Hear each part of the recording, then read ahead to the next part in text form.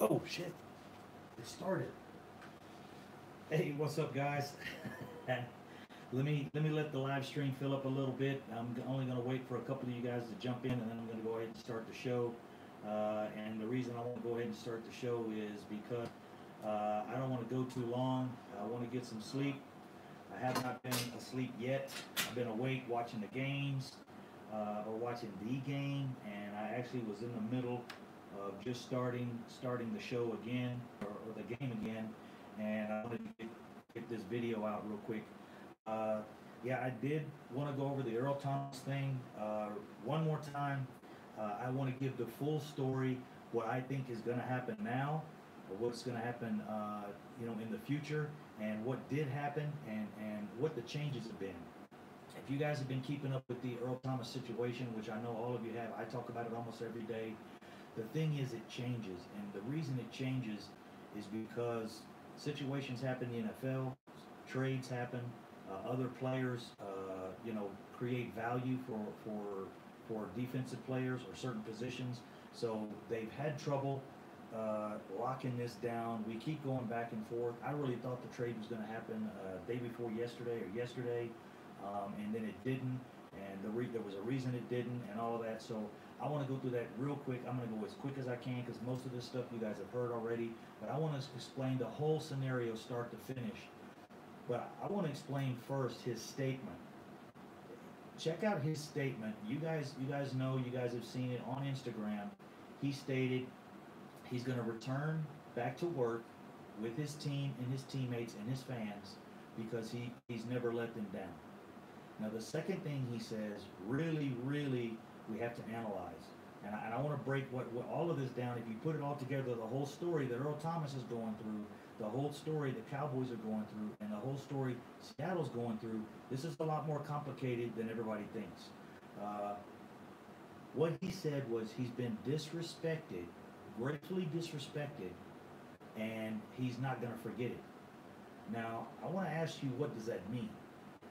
I don't know if he's just talking about Seattle, because if you look at it, Khalil Mack just got traded for 2 first-round picks. Now, the story out is Seattle wanted a first round, or maybe a first and a third, or whatever they wanted. Whatever they wanted, they didn't want what Chicago gave up for Khalil Mack. So the situation with me is he also talking about the Cowboys?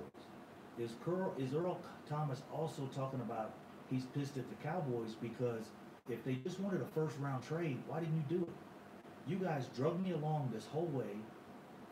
He went to the locker room. Now I'm going to start with the whole story. He went to the locker room. He asked to come get him. And I think during the summer, they must have told him, hey, we're going to come get you. Don't worry. We're going to get you out of there. We need a safety, all these things. And it was kind of done on the hush. It was done on the down low. And I can almost guarantee that happened. And the reason I say that is we went into the draft. And at pick number 17, Darwin James was on the board, and we were at 19. And supposedly there was no interest in trying to move up. There was no discussion in the Cowboys trying to move up and get Darwin James. The second thing that happened was when we came up on our second round pick. As you guys know, Seattle wanted our second round pick. We were going to do the trade then. The thing was, Connor Williams was on the board. The Cowboys wanted Connor Williams, so we pulled out. Well, excuse me, don't take that the wrong way. We didn't pull out. What we did was we changed our mind. We took Connor Williams. The third thing is we went into the draft the next day. As you guys know, no way Earl feels disrespected by the Cowboys. We try. Yeah, I know, but check this out. The reason I'm saying that, Victor, is he might be talking about the Cowboys as well, because we played this whole thing out. We didn't look for safeties. We didn't try to get any in the offseason. There was a lot of safeties out there, and we didn't look at them. I think the reason we didn't look at those safeties is because we had already told Earl Thomas we're going to come get him. And he planned on holding out, and we planned on trying to go get him. And we did try to go get him.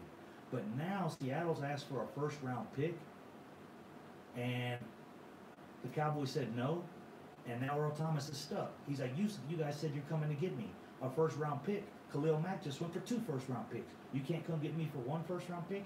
Now, I don't think there was discussion back and forth like that. No, dude, I hadn't been to sleep, Stevie. I haven't been asleep yet. I've been awake. This shit's going through my mind. And seriously, think about this. Earl Thomas, I'm sure he feels slightly disrespected that the Cowboys are backing out on these trades. Seattle, they say, oh, Seattle's asking for too much. Well, you know, Earl Thomas may think that's not too much. So he might feel like he's been disrespected by both sides. And another thing, this is another big thing. We took Dalton Schultz in the 4th round, and then in the 5th round, which screwed us up on our tight end package this year. We ended up with 4 tight ends. They didn't know who to cut. They didn't want to cut this one. They didn't want to cut that one. They didn't want to cut Schultz because they just drafted him. Then in the 5th round, we took Mike White. That left us with 3 quarterbacks. We didn't know which one to cut. We tried to play Cooper Rush. We tried to play Mike White. Neither one of those guys panned out, and we kept both of them. Those are two picks we could have went and got a safety on. Why did they did not even look at a safety in the draft at all? And when we went into the draft, that was one of the main positions we were looking to fill. Safety and defensive tackle. If you guys recall, offensive line, safety, defensive tackle. And they did not address the safety situation. That's why I'm saying this is what happened throughout this whole thing, and Earl Thomas is saying he feels disrespected. I think he slightly feels disrespected by the Cowboys as well.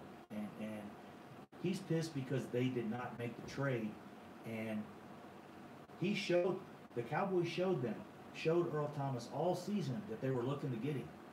They didn't try to go get Kenny Vaccaro. They didn't try to go get Tyrann Matthews. They haven't tried to go get Eric Reed. They haven't made any of these other moves or talked to any of the safeties, but they've worked on Earl Thomas. And they picked a 4th round guy we didn't really need. We picked a 5th round guy I really didn't think was going to work out for us, and he hasn't. Hold on, I gotta answer my phone real quick here. I'll be right back in with you guys. Answer, come on, this slow ass computer. Okay, guys, I hope I didn't lose anything there. Let me see what's going on here. Okay, we're good. Yeah, it's locked at my computer.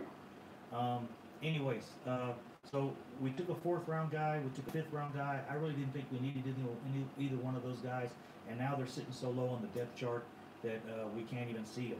The next thing is, as you guys know, Seattle was supposed to fine him $1.8 million. So that's on Seattle's decision. The fines that he's been assessed so far are only Seattle's decision, and apparently what's happened is Seattle's not going to fine him that money. So they are actually doing him a favor. He held out. He did what he was supposed to do to try to move to the Cowboys or get an extension. Seattle didn't give him an extension, but they paid him for everything he's missed. Now, the NFL can fine him if he misses a regular season game, if he's not there Sunday. He has reported to Seattle, and Seattle paid him all of that money that they were supposed to fine him, but that's their choice. Now, when Cam Chancellor had his situation in 2015, they fined Cam Chancellor all of the money he was supposed to fine him, and the NFL fined him the first 2 games that he missed for his holdout. So they treated Earl Thomas different. Earl Thomas has a reason to feel some gratitude towards Seattle right now, and he has a reason to feel a little disrespect towards the Cowboys for not. And this tweet was sent after all of these things happened, except for the money being returned to him. Let me see. Connor Williams is decent, but we should have grabbed Hernandez in the first. Yeah, Hernandez went. I think he went 2 or 3 picks before Connor Williams. We were watching that as well. I wanted Hernandez over Williams, but it didn't work out.